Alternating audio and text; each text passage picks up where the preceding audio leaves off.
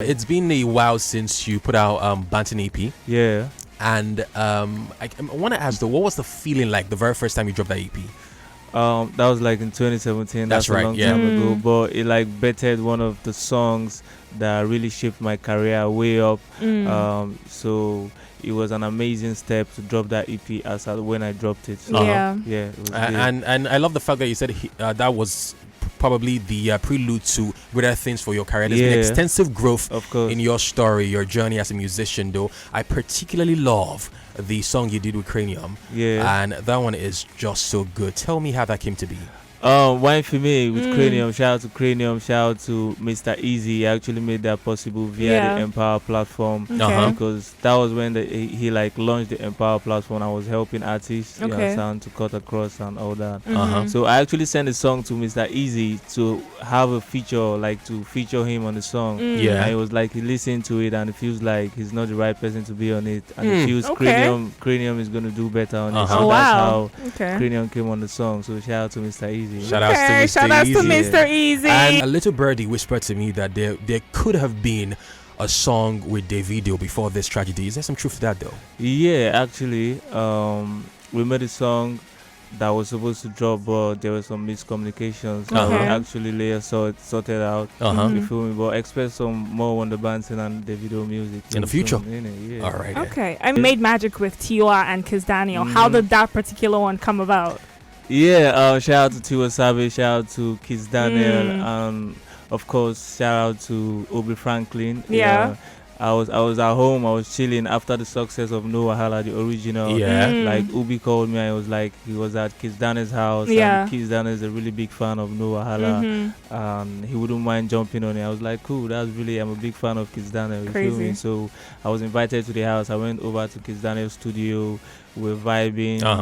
He recorded his part, and after we recorded his part, it was like he feels Kiss Daniel, Tiwa Savage is gonna fit really into the song. So that's how we invited Tiwa on the song, and that's how it happened. Okay, so we're talking about Tiwa Savage right before we played that beautiful song of yours, by the way. What was your favorite thing about working with her?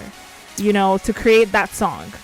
It was the fact that it was organic. She really loved the song and she really wanted to be on it, so she gave in 100. So that was like the best part of the whole process for me. Okay. Yeah. And I also want to ask, since we're talking about No Wahala tune, which do you prefer? And be honest, you love the original more, or you love the remix with Kiss Daniel and Tiwa Savage? Oh, this one is a hard one. But I would say the original because I have a sentimental attachment to your own work. That makes sense. You've come a long way, obviously. I mean, from Port Harcourt to relocating to Lagos. And if I'm not mistaken, I mean, just by looking at your page on Instagram, I would notice that you've been performing in different parts of the world. I think the most notable one the one I noticed was the Accor. In Paris. In Paris, and you were with Big Wiz on there. How was it like performing in front of that huge number of people, and also performing at a Wizkid concert? Man, that was a big privilege. That was a blessing. Shout out to Big Wiz. Big shout out to DJ Tunez also. It was amazing. 20,000 people live, and the most amazing part of the performance was the energy from the crowd, and it was so amazing. So although I've been waiting to perform in such an arena, and it was only blissful, and like it was a blessing for it to happen at the Accor Arena at the Wizkid concert. So that was really huge for me, man. Wow. That's amazing. I also love it for you. No Wahala was one of your biggest hits, and the feature with Tiwa and Kiz also took it even like to greater heights. Have you had any pressure, or did you feel any pressure after that had happened to create like something even similar to that to keep that momentum going? Original, no the pressure.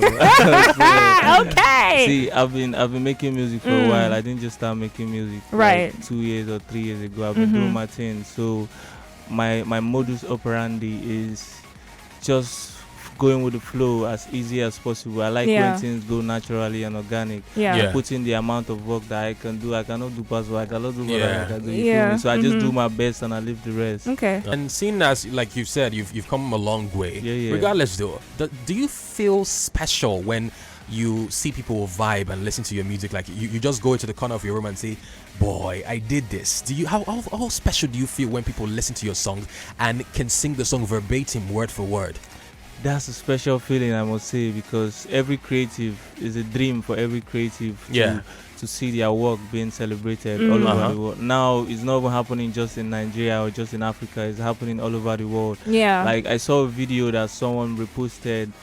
They made a video and they tagged me on it, and I saw it on my Instagram. I was like, I saved that video. That's like one of my favorite videos. And it was a song I used in the introduction song at the Accor Arena. It's called No Sleeping, featuring Zlatan. As soon as the girl she was screaming, she was like, it's crazy. Like I was it was amazing for you. This is really good. That's man. So it's a great feeling always, anytime it happens. Also, I think it was last year, if I'm not mistaken, Sex Over Love, the project. Blackbone put out that body of work. And I think you were part of the tune on there, Faji, if I'm not mistaken. So how did you how did that collaboration come to be? Shout out to Tuzi, the producer of the song. We actually didn't plan to make a song that day. Tuzi and I linked up for a production session. We actually went to use Blackbone studio to make a song. You feel me? So Black came to the studio.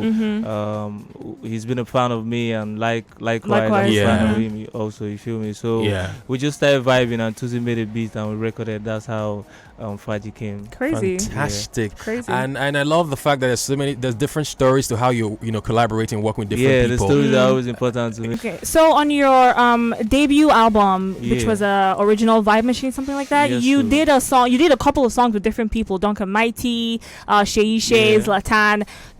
Were you systematic with picking who you wanted to feature, or was it just vibes and inshallah? Yeah, it was organic vibes. I love the word organic because I like when things are natural. Everybody that I made music with on that album, it happened organically. You feel me? The song with Zlatan, because I produced also, I was at the studio to produce for Lighter, and Zlatan came to, I'm a big fan of you, man. We need to make a song tonight. And that was the first song I played. It was like, let's go, let's do it. Stoneboy, same thing, Way Up. We made a remix to Way Up. He's a big fan of Way Up and the 1DA Banton brand as well. So big up to Stoneboy.